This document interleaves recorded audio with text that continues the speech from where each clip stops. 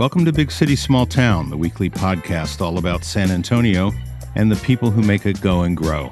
I'm your host, Bob Rivard.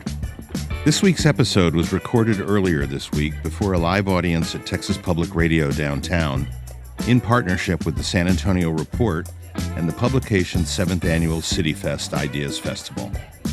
Panels for the future of downtown conversation included City Manager Eric Walsh, Centro San Antonio's CEO Trish DeBerry, Executive Vice President for Business Affairs and Chief Enterprise Development Officer at the University of Texas at San Antonio, Veronica Salazar, Andujar, CEO of Hemisphere, and David Robinson Jr., Development Manager at Western Urban. I'm going to start with Trish DeBerry, the CEO of Centro, because Trish came onto my podcast very early on when none of you were listening. I hope you are now. We were just emerging from the pandemic and actually getting back together physically again, vaccinated. And we were pretty down in the dumps about downtown and where are things going to go. And the streets were quiet, the offices were empty, everybody was working remotely. And fast forward 2 years, what a difference 2 years can make. There is so much on the drawing board right now downtown. We're going to have a hard time covering it all in 1 hour. So Trish, why don't you start by setting the table? Don't leave anything out. There's a lot to talk about. And then we'll go down the line. Yeah. Thank you, Bob. First of all, thank you. Welcome to downtown. Welcome to Downtown West, which is being branded by Weston Urban, correct? David Robinson Jr., right? So, and TPR and beautiful studios here. Downtown, I could not be more excited about. Let me just tell you, it's hard for me to hide my passion, obviously for San Antonio in general, being born and raised here. But as somebody who worked in downtown for the better part of 25 years, I like to say that I have seen the good, the bad, and the ugly associated with downtown. I officed with 150 employees at the end of Houston and Soledad. Had an on-site daycare there, so we had kids. AT&T was headquartered there. We had the Davenport Bar. Many of you will remember kind of that heyday, right? There was a really good vibe and a really good energy associated with downtown at that time. AT&T left suddenly, sort of pulled the rug out from underneath us and left for Dallas. And we haven't really ever replaced that energy because then you have the departure of AT&T. USAA then makes an investment in downtown, but then COVID hits. Decimates downtown. But we are not alone, meaning San Antonio is not the only city or major city in the country that has had to deal with this, right? But the good news is there is great collaboration between the private investment that we have with Weston Urban, what has happened at Hemisphere. Veronica is here. You look at what's happened catalytically with UTSA, the School of Data Science, the School of AI and Entrepreneurship, their investment, obviously, in One Riverwalk and what that could mean, not to mention the merger between UT Health and UTSA. Round of applause for what that will mean. Not just in the entire city and Tier 1 research, but really what it could mean for downtown regarding degree programs and what that could mean for students and staff and faculty and all of it. And then you combine that, obviously, with strong leadership, obviously, at the city. With Eric and CCDO. We have a team from CCDO here, John Stevens, John Jacks, Robert Wren, lots of folks from the city, and Eric, Lori Houston, who is not here. But the collaboration, and really, Hope is here, Andrade from Visit San Antonio. I have never seen, as long as I've worked in downtown, the kind of partnership that we have with all of the entities, creating energy in an ecosystem to, excuse my French, get shit done. And not just shit, but good shit. Sorry, I'm cussing, but it's this is a podcast it's appropriate, right? Because that is what we needed to have done for a very long time. But now the table is set, the dominoes are in place, right? And so they're starting to fall. Which one of those dominoes that fell, Andreas, as far as Hemisphere in a major urban park? We were talking about Muertos Fest in downtown this weekend. He thinks they probably had 120 to 140,000 people over there this weekend. So activation is important. Elected leadership is important. John Courage, thank you for being here today. John, although he represents District 9, has always been somebody who says downtown is every district's neighborhood. And that's what it should be. Districts 1 through 10, right? Thank you. Councilman Court does an amazing job for District 1, but it's not just about District 1. Downtown should be for everybody. So that is what we're trying to create, whether it's Kay Rogers is not here, but Hope obviously is on the board of the Alamo Trust. But when you look at the Alamo and what that can mean regarding connectivity and bringing in visitors, and not just visitors, but residents and people not standing there going, oh, it was bigger on TV. Like, this is what I thought it was gonna be, right? It is gonna be the kind of experience that competes with Gettysburg, with the World War II Museum in New Orleans, with the Holocaust Museum, obviously in Washington, D.C. It's gonna be incredible. That's coming online 26-27. The investment by UTSA, obviously. Missions baseball and what that could mean regarding minor league baseball in downtown, combined with a sports and entertainment district, $1 billion worth of development by Weston Urban regarding housing. And I could talk all day about housing and all kinds of housing that we need in downtown, but I'm gonna end with this. We are at a tipping point, right? The likes of which I've never seen, as somebody who's been in downtown for a long time, even better than the decade of downtown. Because of the collaboration, because of the investment, because of a little bit of risk-taking associated with it, but we are never gonna see the kind of, like I say, renaissance for downtown that I think we are about to witness.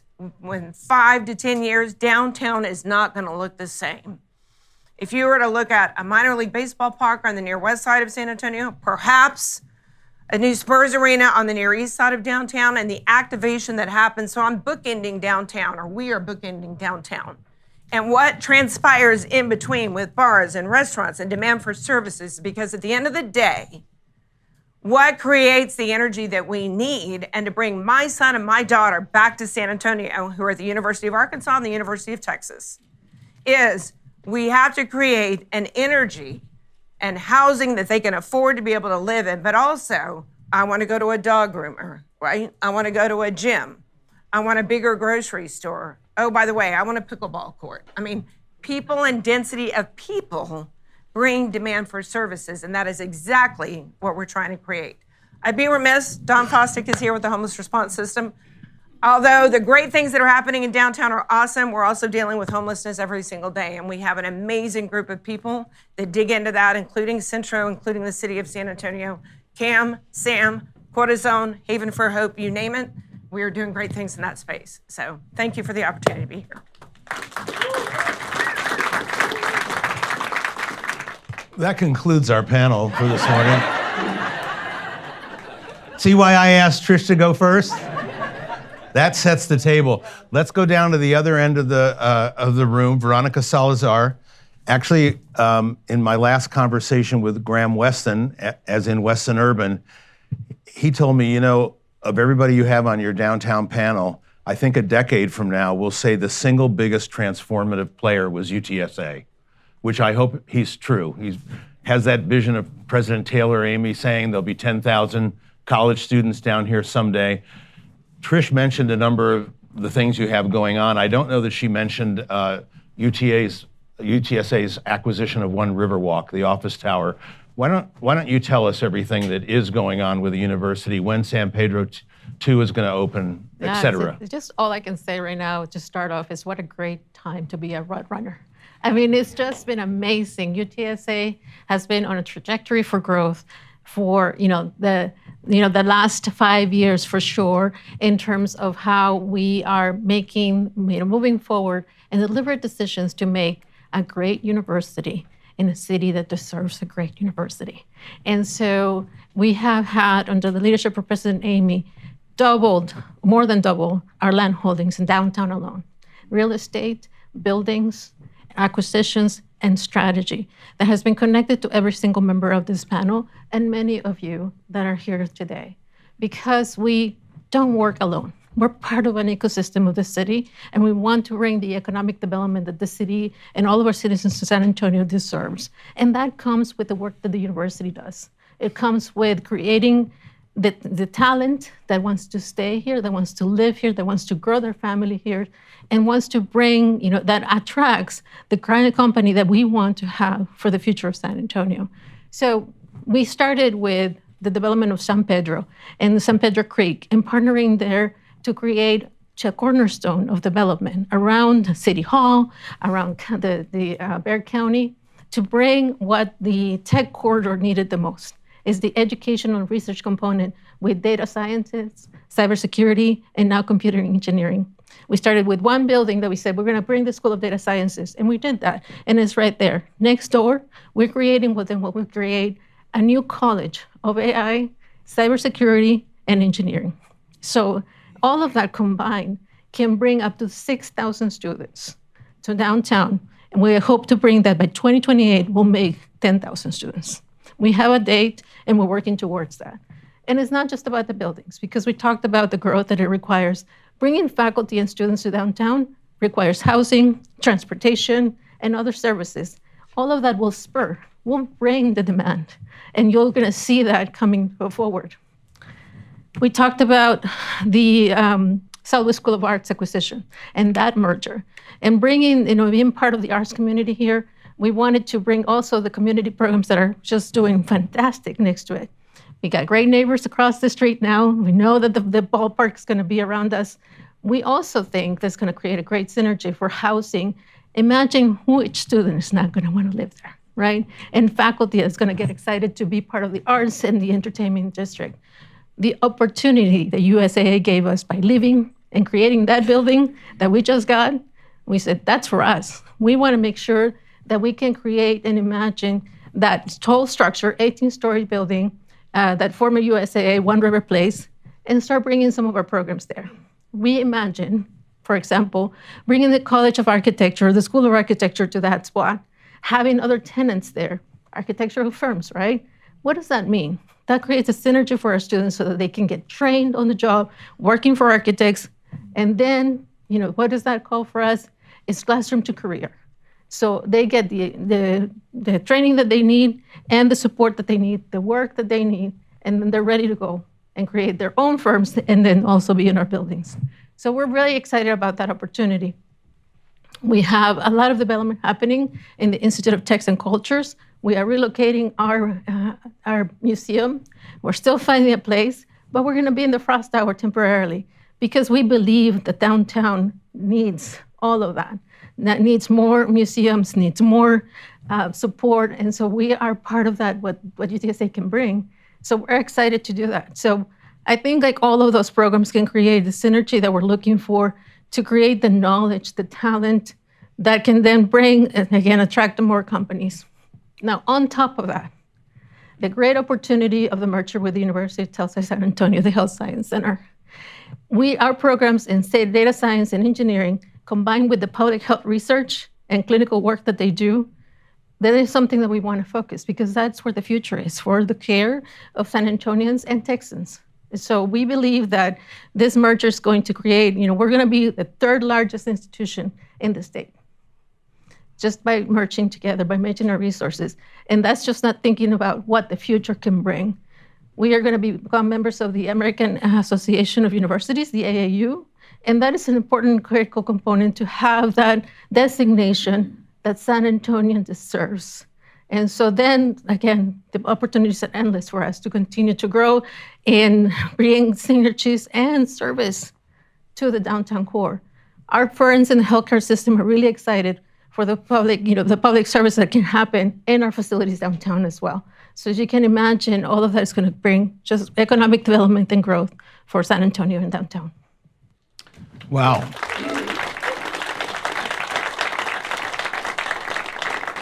I think I just heard some news, Veronica. Are you officially moving the School of Architecture, which has never had its own building, over to the One Riverwalk? We can imagine that happening very soon. Anything else we can imagine you want to mention? We're open for business there, for sure. I think Obviously. that's attracting any other firms that will be complementary, to that. And we, again, thinking about our new business, our new neighbors, and the Southwest School of Art. That synergy, I think, is going to be really important, very, very fun for that part of town. One Riverwalk is a very short walk over to UTSA's Southwest School of Art. And I think what people forget is when UTSA did acquire the Southwest School of Art, they acquired a number of undeveloped properties or underdeveloped properties, underutilized, both vacant parking and also some buildings that are just sort of neglected. And so I don't know whether or not you're ready to say anything at all today about what the university's plans are for some of that property that's right on or near the Riverwalk. Yeah. So what we are doing is, we have good plans and strategies to start using that right away, but we're also planning for the future, right? We had the opportunity to grow, like I said, exponentially in the last 5 years. So we're currently under what we're calling a district planning effort. So we have a master plan firm that is helping us to think through all of the development around all of our campus sites. We've always talked about creating housing, for example, downtown. But now we have many sites that we can pick from. We want to be strategic as to what's the next step to take. And so that's what we're asking for help, looking at all the things that are happening around us. So instead of saying, well, we said 5 years ago we're going to build housing here, we're stepping back and saying, where's the best, most strategic place to start? So whether we have the Southwest School of Art campus, all of those properties that you talked about, we have several parcels here by the San Pedro Creek that are still untapped. And we're, in the process of acquiring that other corner right across from City Hall. So we would have an entire city block to dream and imagine what those uses might be. And we still have the downtown core. Cattleman Square, for example, is still available for development. There's a lot of property there that we can also think about. So we're doing the right thing. We're going to plan first and then take action. I'm going to introduce you to a developer. They're actually on the panel today that can help you with that housing equation. By the way, it is homecoming week this coming weekend at UTSA, and since the report used to house itself at St. Paul Square, I can tell you they turn downtown into one big tailgate party on Saturdays, and it's wonderful to have that energy downtown, and I hope long-term you guys stay at the Alamo Dome, which I know Erica's going to talk about reinvesting in anew. Andres Andujar, as a Southtown resident who walked with my wife to Muertos Fest, I can tell you I was just astonished at the size of the crowd. I couldn't believe how many people Civic Park and the surroundings were able to accommodate, even with the construction that's going on up around Market Street and South Alamo and everything that's happening on the road improvement project. That's just grown exponentially in the I guess in 2 years, 3 years. How many years have you had Muertos Fest there? 6. 6, wow. Yep. Time is flying. Let's just talk about next year. Final Four is coming. Will phase 2 of Civic Park be done? And something we're not paying much attention to, but sooner than later, the federal government, the General Services Administration, is going to put up for sale its former office tower on Cesar Chavez, all of the surrounding parking that it had there. Everybody's waiting for that to happen. Can you give us an update on Hemisphere's overall redevelopment? Sure. So I'd like to talk about time first, because when I think about Pearl purchasing their property in the 2000 or maybe even before then, thereabouts. So it's 25 years ago, 24. So Hemisphere started obviously in 1968, followed by 40 years of little investment, followed by 10 years since 2011. Basically, it's now 13 years. So it's we've put about $100 million of public investment into phase 1, phase 2 to streets in the surrounding area, and that investment just reminds me how I'm very optimistic about downtown and about Hemisphere. I follow the enthusiasm that we've heard. It feels real. But as usual, you know how architects learn in school that form follows function. We have learned that form follows funding. And so if we can talk about dollars and where they are coming from as we talk about these big ideas, then it takes a longer to finish. Phase 1 of Hemisphere is Yanaguana Garden in the southwest area, which has the 68 and Yanaguana Garden, several buildings that have received investment, and because of it, have tenants in them such as Bombay Bicycle Club, Dough Pizzeria, Backstreet Social, and other tenants, Kunstler, Paleteria. These tenants are bringing life to the park, and the way that we set up these tenancies, they pay rent as a % of gross, and then we reserve that cash to put it back into activating the park. we're not using that cash for overhead. And so that buys a free concert, a little band. And when you see something in a public place and it's advertised as free, remember, nothing's free. In fact, beware of the high cost of free things. And so the activation of public places is being experimented with at the Anaguana Garden. We've learned how public sector residential investment affects public space, and you're going to see that in your area, because neighbors next to an open space is extremely helpful to that space. And one example is passive security. Comes from the perception that somebody's watching you. Now you're going to behave a little better. And so phase one served as a good experiment. It included all the scope that we are to do at Hemisphere: parks, P3s, historic homes, and streets. And so phase two is well underway. Civic Park phase one is 1 year old. Last weekend, I've never seen something like that at Hemisphere. A very dense festival, so many people, and it was all laughter. No hatred, it's loud, but it's the sound of joy. And so it's a good, healthy experience. And so we'll get some numbers and updates this week from the weekend, but that's the proof of concept. Phase two of Civic Park will open in February, March timeframe. We will be done before NCAA. Public Works is doing a great job managing that particular project. I think it'd be important to have a ribbon cut before elections in the May timeframe, but also to be ready for NCAA. As soon as we open phase one, we will have hardscape and landscape plaza at the hard corner across from the Torch of Friendship that is almost the size of Main Plaza.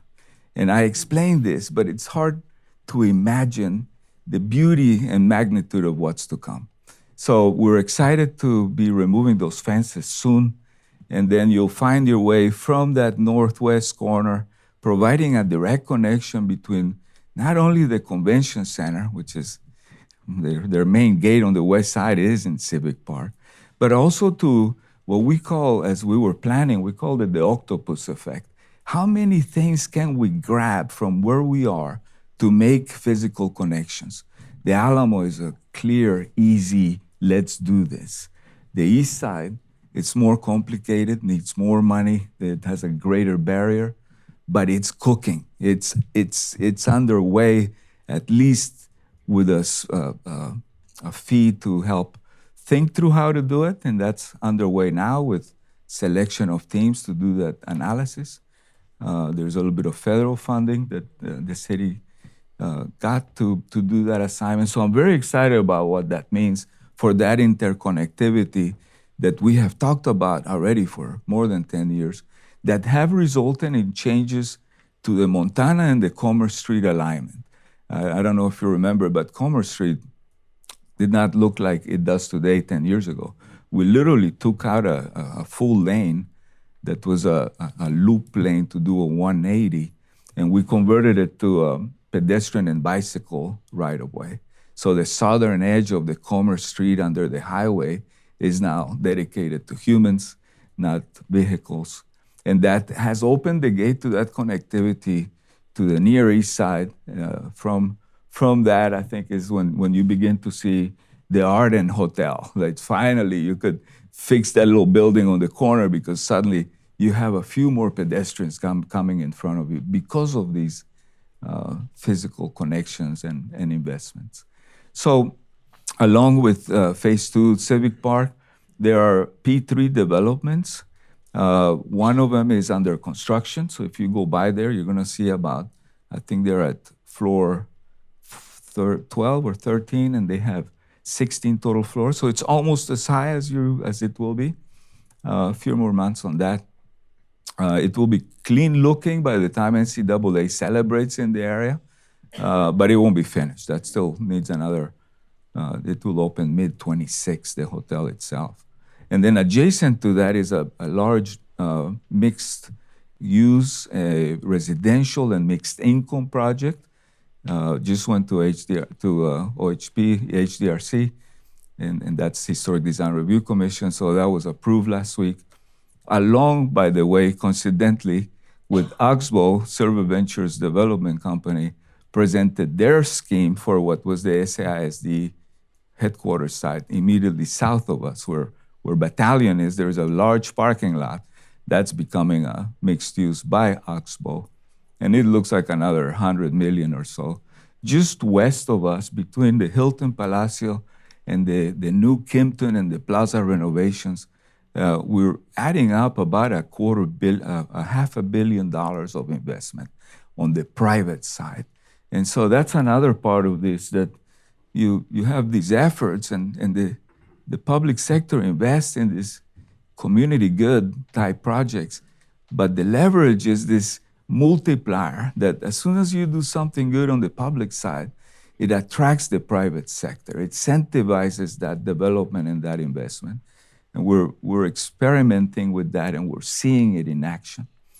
And then finally, just the recognition that as we do these developments, I think what I'm thinking about at Hemisphere applies to Pearl and to Weston Urban and whatever we do in the area, that downtown is a place of celebration.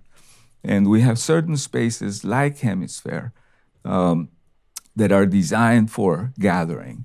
We're establishing ourselves as the front porch of San Antonio, where the community gets together.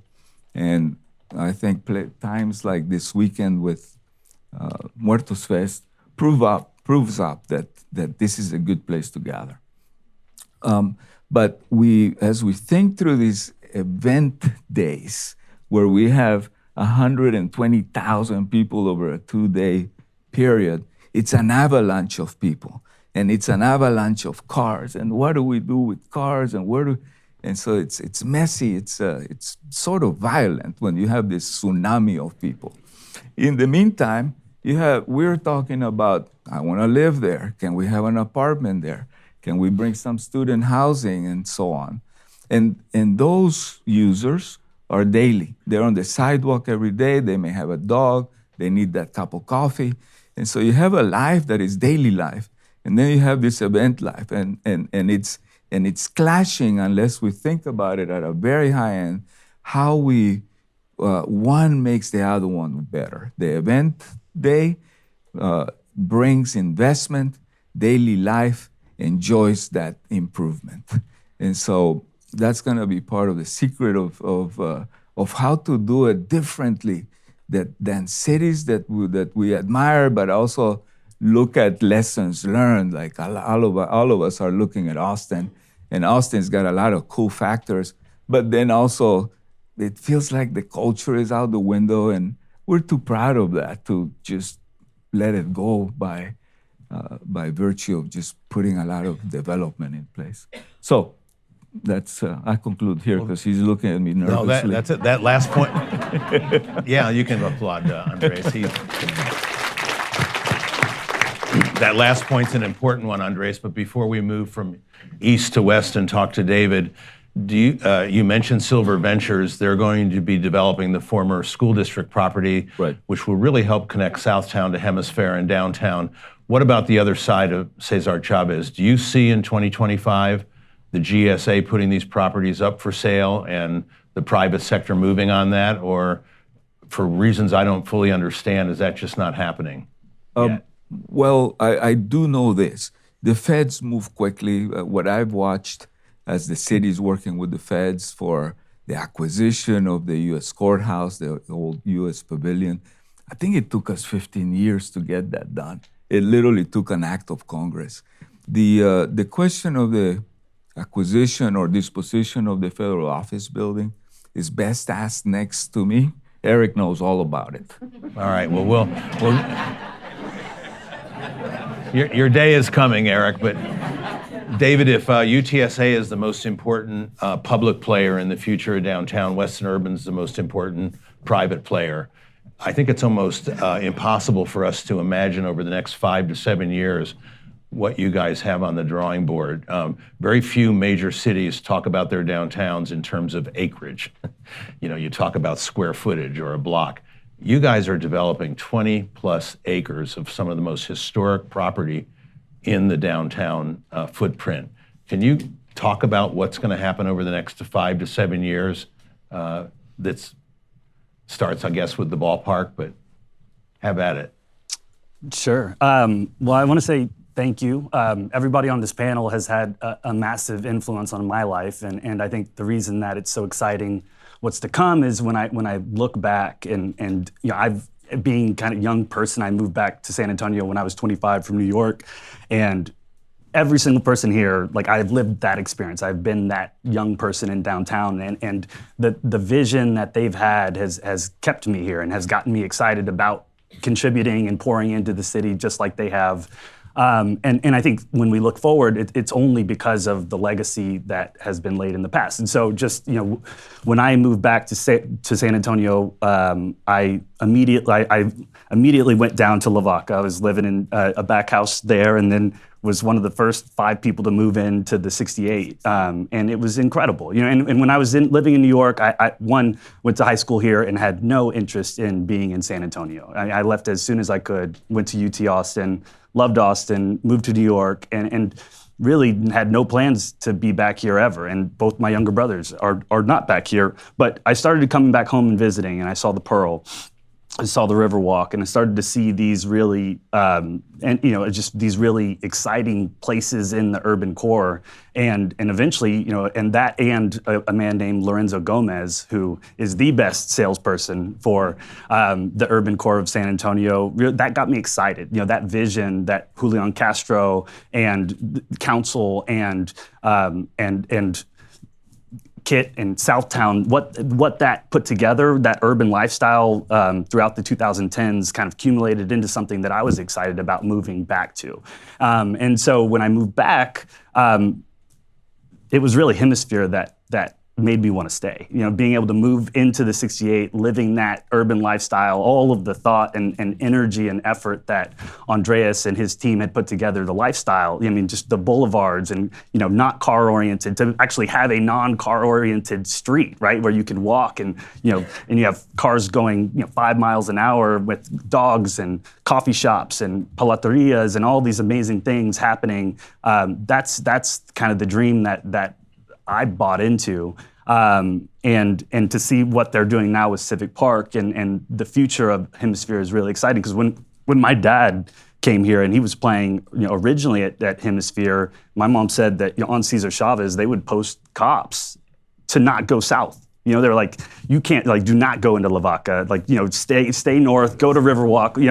Go to go to the mall. Just don't go south. And to see now, 30, 40 years later, where it's all a vibrant area, and Pearl is, or Oxbow is planning this amazing mixed-use development in the area. It's really exciting to see. So, and then also from the education standpoint, UTSA, the vision that Taylor Amy had, and his team to really increase and grow that downtown campus was extremely impactful to me. And so I wanted to go study urban planning there. So I went back to school and studied urban planning, and to be studying urban planning at a university that's in the midst of this amazing urban project and thinking about the impact that they're going to have, in downtown on the near west side was extremely exciting. And so those pieces are what, one brought me back, but then, 5 years later got me to stay. And even to personal life, I met my wife at Still Golden, which is no longer there. And we were young kids running around, going out in downtown San Antonio, but then, and our whole kind of courtship happened around Hemisphere, and we would walk around underneath the pergolas and all that. And then, now we have a 4-month-old, and I can't wait to bring him to Yanaguana, and so it's kind of fun to see this full cycle lifestyle that is getting built here. And so, and I think all of what I was describing, it really is a residential-driven experience, right? What the Pearl and what Southtown and what Hemisphere has been building, It's for residents, it's for locals, it's for people living their lives.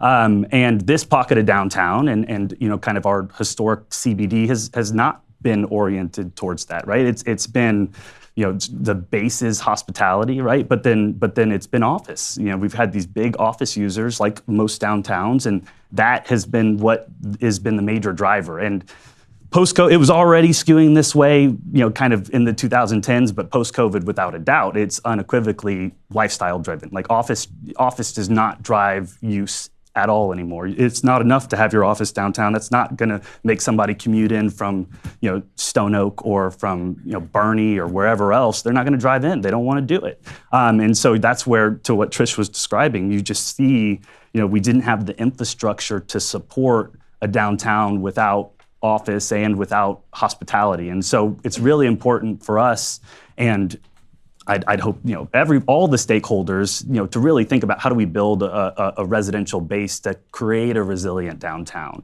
And even looking at New York, I was in New York before COVID. Thank God I left before COVID.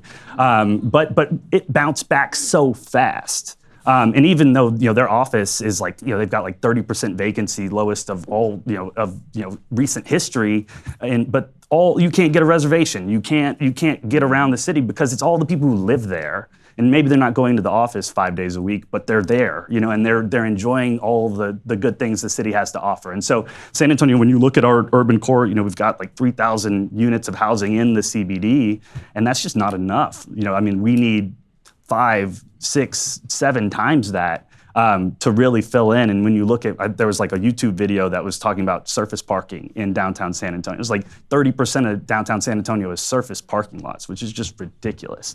And then if you extrapolate that out to 410 or to 1604, we have so much infill opportunity to really increase housing density and just increase density in general without really having to alter a lot of the city landscape. And so that's a really interesting opportunity. And if we're going to grow by 1 million people over the next 10 years, like how are we going to grow? Are we going to continue to just stretch the suburbs and eat up farmland and really extend city infrastructure in a way that's not possible? Or are we going to grow into a more dense pattern that will be more sustainable in a lot of different ways? So when we think about lifestyle that's residential based, but it's chicken and egg. Like, why do people want to live there? What's the vision of my life when I live in this downtown area?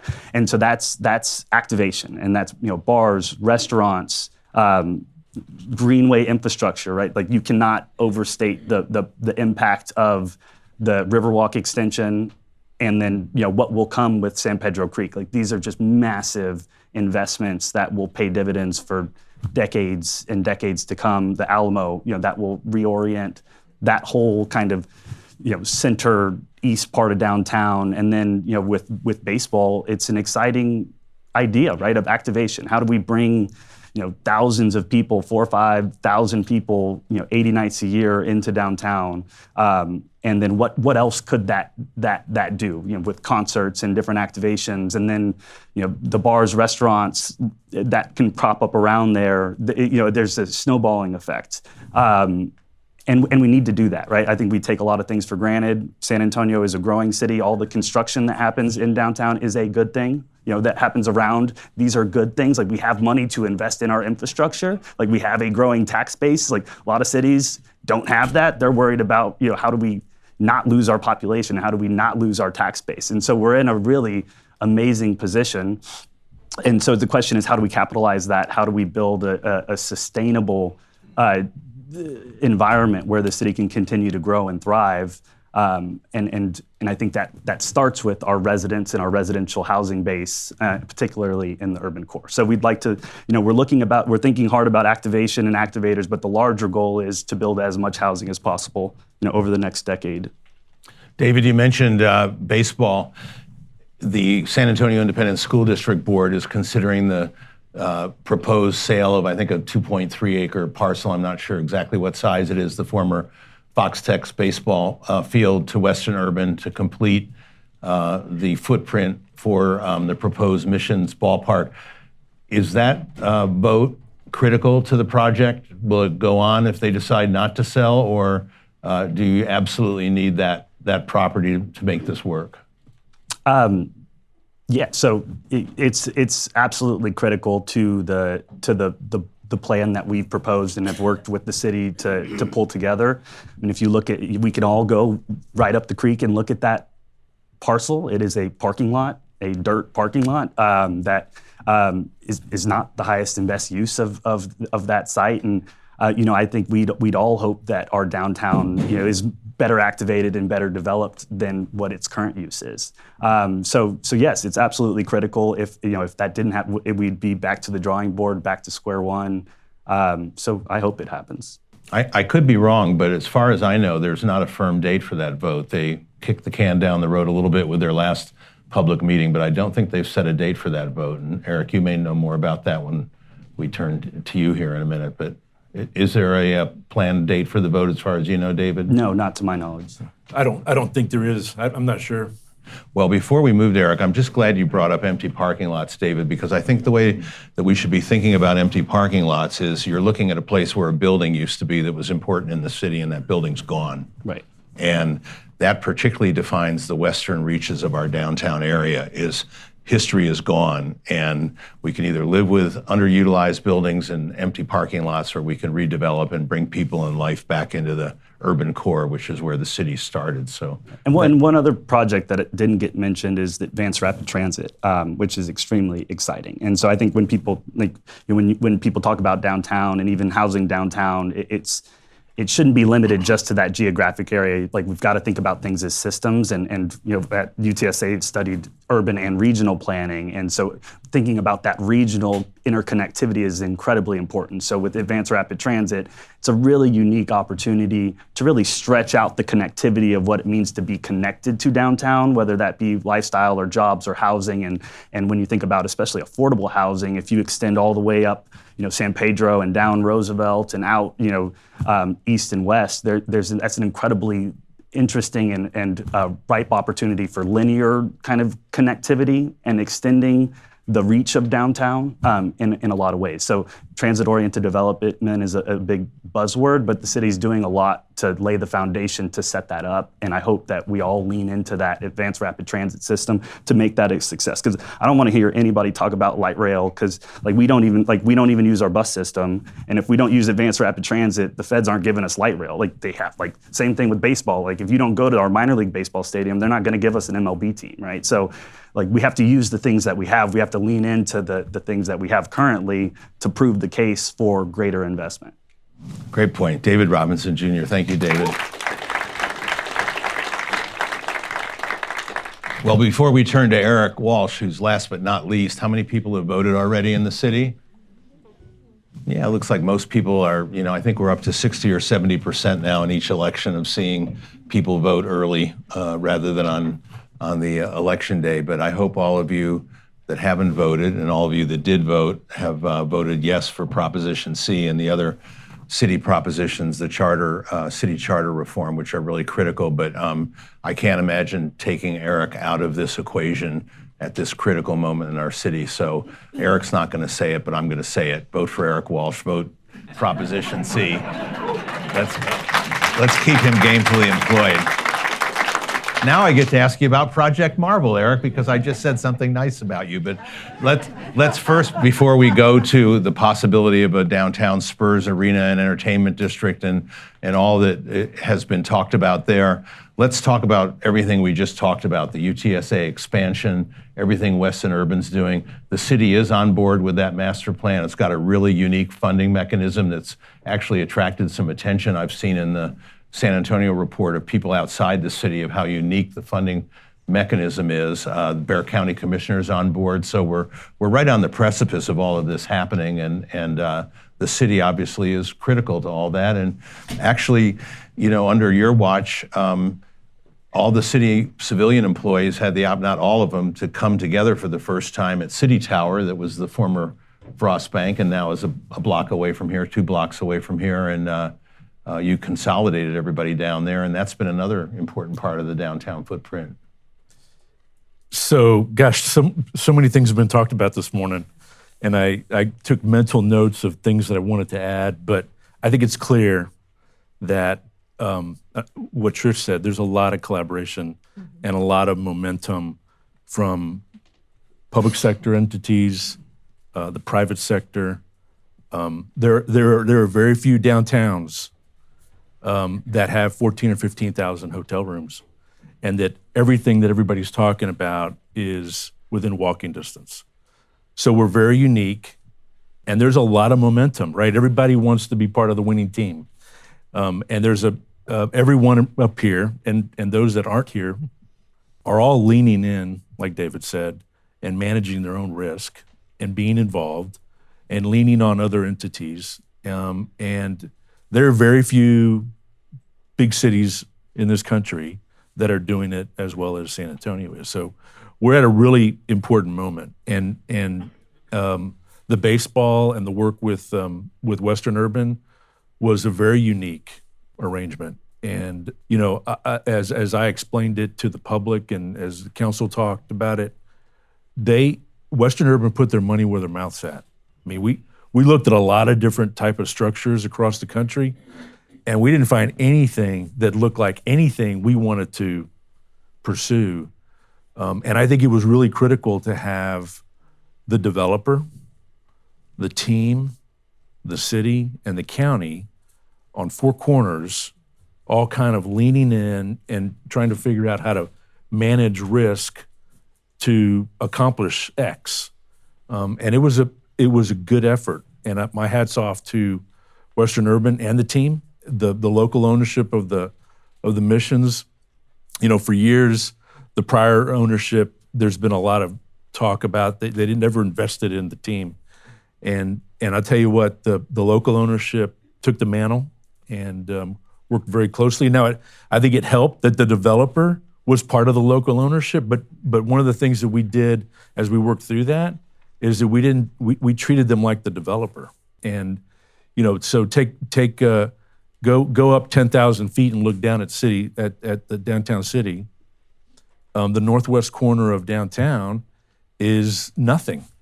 It's literally nothing between where we're sitting right now. Well, I get a Frost Bank, right, and then you've got Fox Tech, and imagine what it's going to look like 5 years from now, 10 years from now, 15 years from now, as you have rapid transit coming down San Pedro and stretching out that connectivity that David's talking about. So, really exciting. I think we went into this knowing that we wanted to accomplish something that was doable and acceptable as we laid it out to the council. Pick up the paper. Cities debate this stuff all the time, and some fumble the football and some score touchdowns. And we wanted to make sure that we developed something that met the kind of the council standards in managing our risk. And it was a good exercise to go through, and I think it's a good template that we can use going forward. Eric, talk a little bit about, let's go back to the east side of downtown for all the talk about whether or not we're going to bring the Spurs back for the arena. There's other important building blocks of that, including continuing Alamo Dome upgrades, and one that surprised me a little bit, which was another convention center upgrade, because we invested substantially in the convention center, I think about 5 years ago. And I think the thought back then was it'll be 20 years before we do it again. But we're now talking about expanding it. We are looking north on I-35, and we see Austin is about to, I believe, demolish their convention center. They have the funding in place, I believe, to build light rail from the airport, from Bergstrom, Austin Bergstrom, over to their new convention center, which will be on the same downtown footprint. And they'll be building a bigger convention center. So we collaborate, but we compete with Austin. It's a strange relationship, and it is driving both cities in the directions they're going. Yeah. So, I mean, like everybody else up here, you plan, right? And projects like that need a long runway.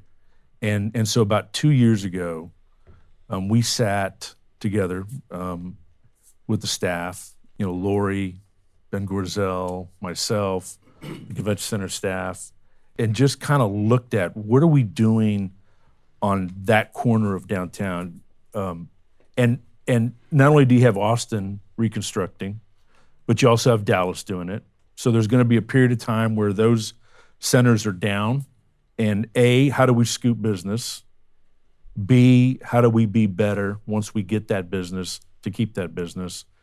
And so we started looking at, number 2, we had the Dome on the eve of their 30th birthday, right? Busting at the seams. Since COVID, we have had all kinds of events in the Dome.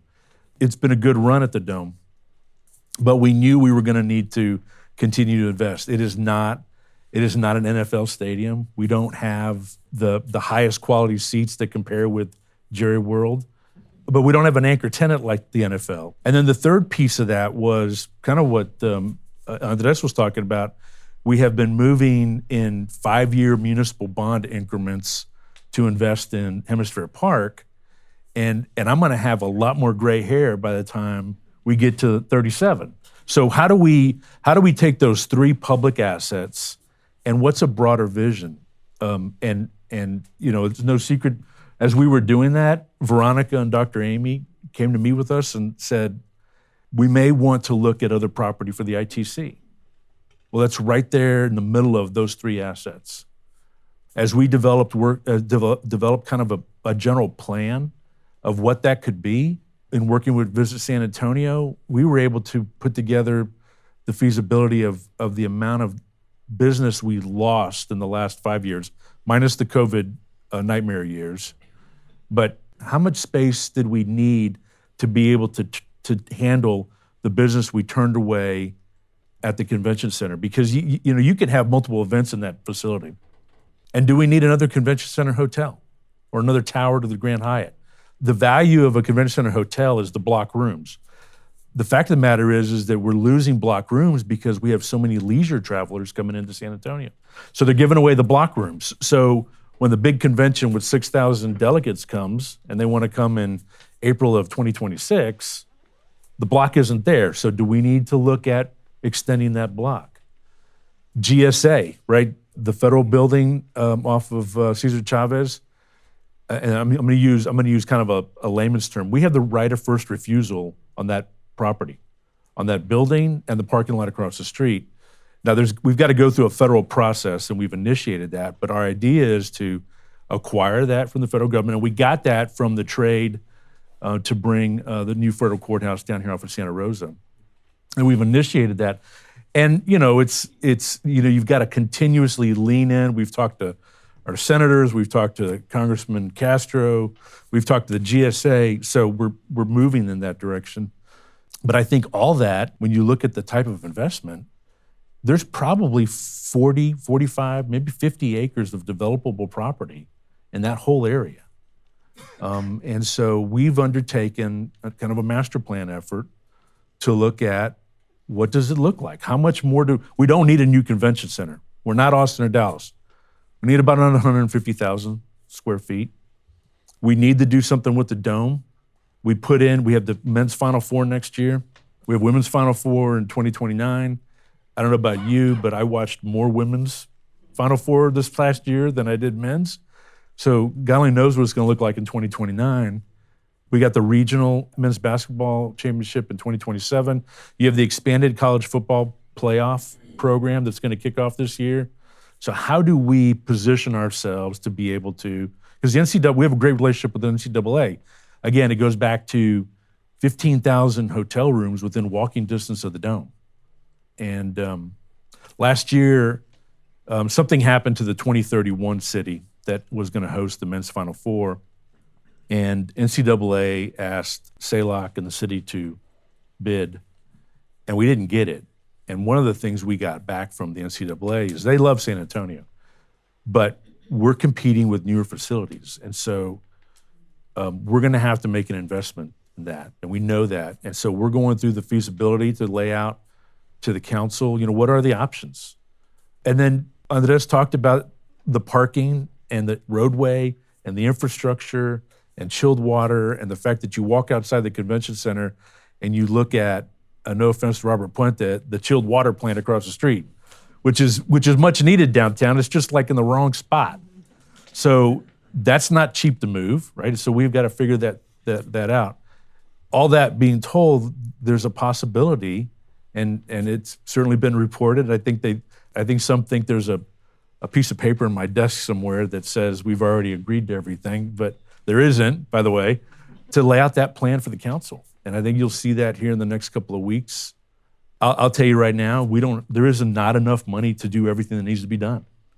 And so how do you execute that? You do that through leveraging existing resources, or our hotel occupancy tax.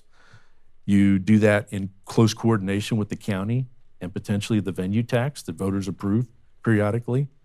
You do that through new revenue sources in the last legislative session, Senate Bill 2120, which allowed us to capture within a 3-mile zone an increment of the state hot tax. You do that through development. You do that through private development and private equity. And laying out a plan that can be executed over 8, 10, 12 years is going to be critical. And that's what we're working on.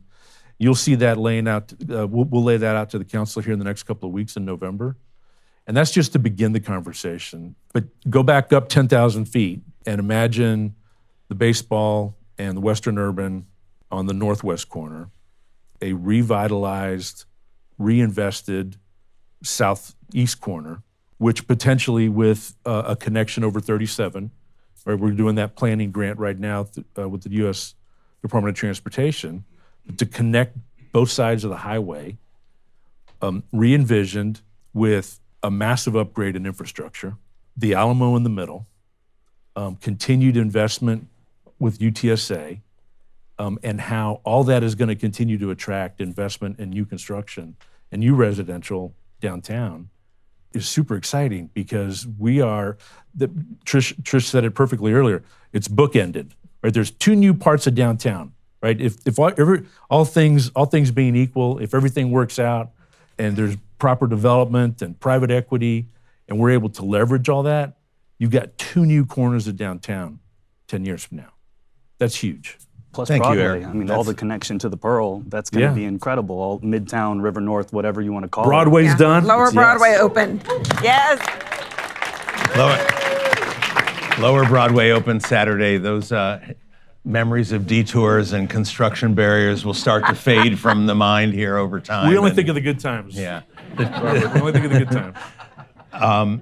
It took a full hour to just put out here everything that's happening, and I'm so glad, Angie and Lee, that you gave me the opportunity to do that. I feel like in our city for the last month and a half, the only thing we've talked about downtown is the soap factory apartments, which when I was the editor of the Express News, we had to rent those for visiting fellows and interns, and I've never been a fan of the soap factory, I gotta tell you.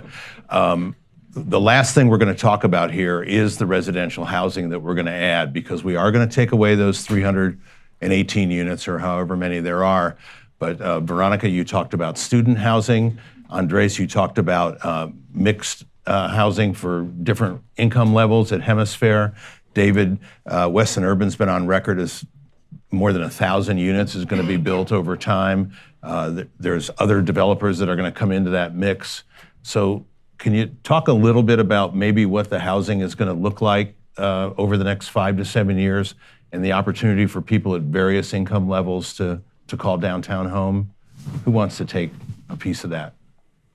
I'll get started with the student piece, right? I think when we talk about 10,000 students, we have a ratio we like to keep if we want to also have a residential campus, and it's about 20% of that. So that's our own need.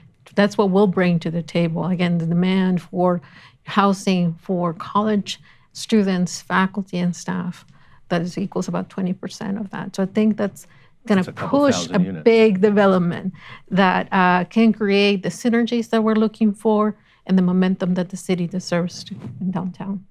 David, one of the buildings I always admired and was going to buy if I hit the lottery, which didn't happen, was the Continental Hotel, the historic Continental Hotel. And that's about 300 plus units coming, isn't it, of various income levels? Yeah, so you brought up Soap Factory. That's been very much top of conversation, and it's super complex, right? So Soap Factory, it's funny. I was talking to a lot of the stakeholders at the Italian church there, and that area used to be a thriving Italian neighborhood, and as Eric and the city, the government made a lot of really bad decisions in the 60s and 70s, and a lot of that was in the name of urban renewal, and And so the soap factory, the land, that 9 acres, it was eminent domain, completely wiped out, and then they put up 3-story walk-up apartments, right? And so 381 units, completely market rate, no affordable anything, no subsidies, nothing, right? And so I'd say the density of soap factory, just looking at just form, right, is not appropriate for downtown. You have 381 units across 9 acres right in our downtown. That's just not the level of density that is sustainable. Now also that property was built in the late 70s. And so it has provided some fantastic housing, when we have needed housing in the urban core for a long time. And that's fantastic, right? But the truth is, it is at the end of its life as a property. And so you look at properties across all of San Antonio of that vintage, what happens is out-of-towners come and buy those, they flip them, they fix them up, push people out, and then they call it value-add real estate. And so that happens across San Antonio all day, every day. And usually people get 2 months notice of saying, hey, we're not renewing your lease. Your rent's, we're gonna renovate your apartment. Your rent's gonna go up $300-400, and that is what it is. And I think what's happened at the soap factory, because of the public process and the stadium that is proposed, has created a really unique space for us to have that conversation, because we've talked about billions of dollars and hundreds of millions of dollars of investment, but that doesn't matter without people, right? I think we want to always be extremely sensitive and thoughtful about people of San Antonio, the people who have chosen to live downtown. And so we're trying to, we have worked with the city, worked with council, worked with the existing residents to talk through, what are solutions that could work. And so I'd say one thing, instead of just that 2-month notice of saying, hey, we're not renewing your lease, the first people who would be relocated or would have to move is almost a year out from now. So we're talking about October of 2025, which never happens in private development. So the time and putting in relocation services, housing navigation services, the housing assistance package, the relocation package. So I think we're trying to be sensitive. Now, is it perfect? Is everybody going to be happy? No, but we're trying to be collaborative and thoughtful and engage on really complex, sensitive issues. And so I think long term, we need more density in our downtown than that.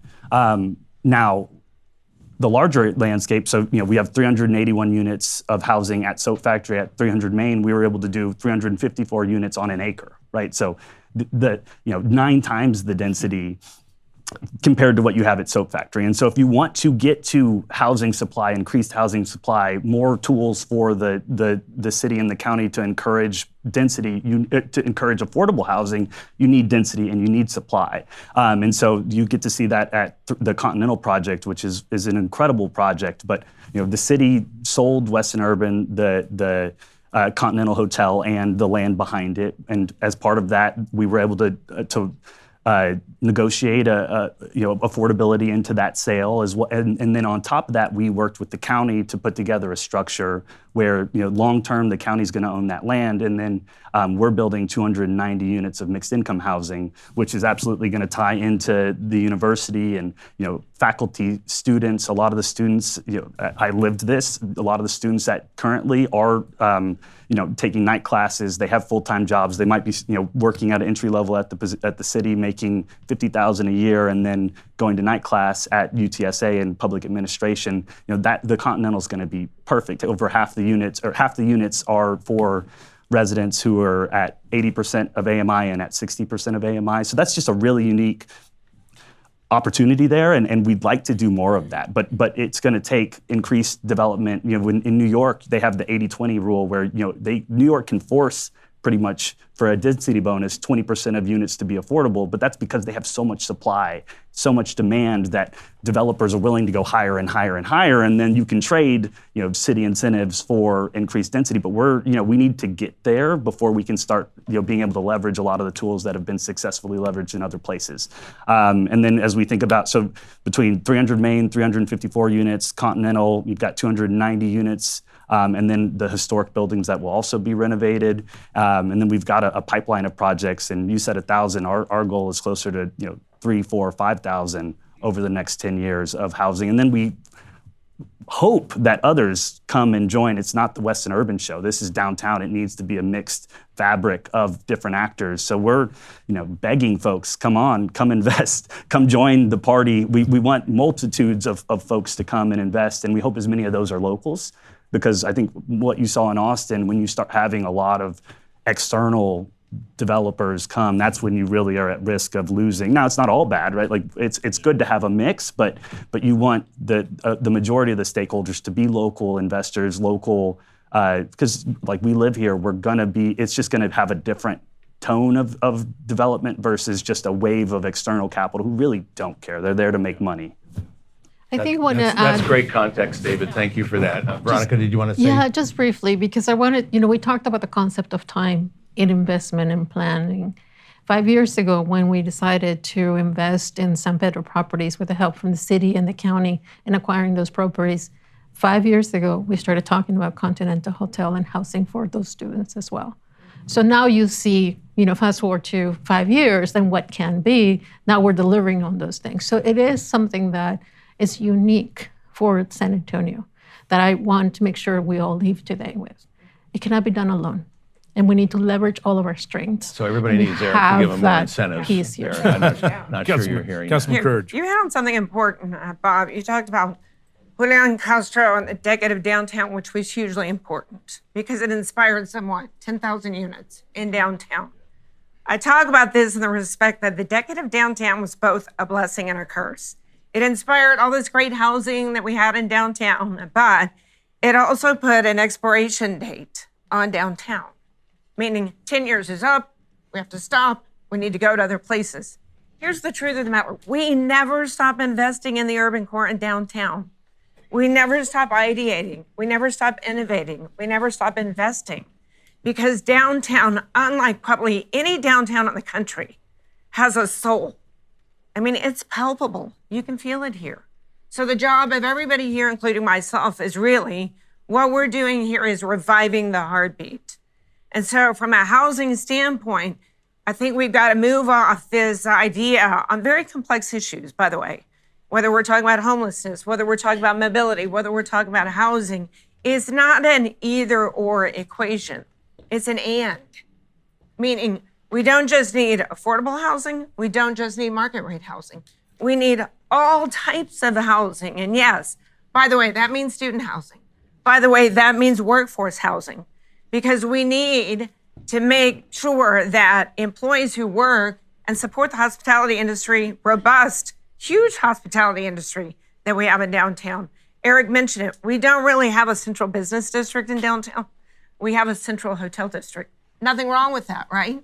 Because we reap the benefits and there's a lot of sales tax that comes as a result of it. But for those workers that are at the hotels that are working, they need to live in places that are closer to the place that they work. So it is affordable. It is deeply affordable. It is market rate. It is luxury. It is student housing. It is workforce housing. It's all of it.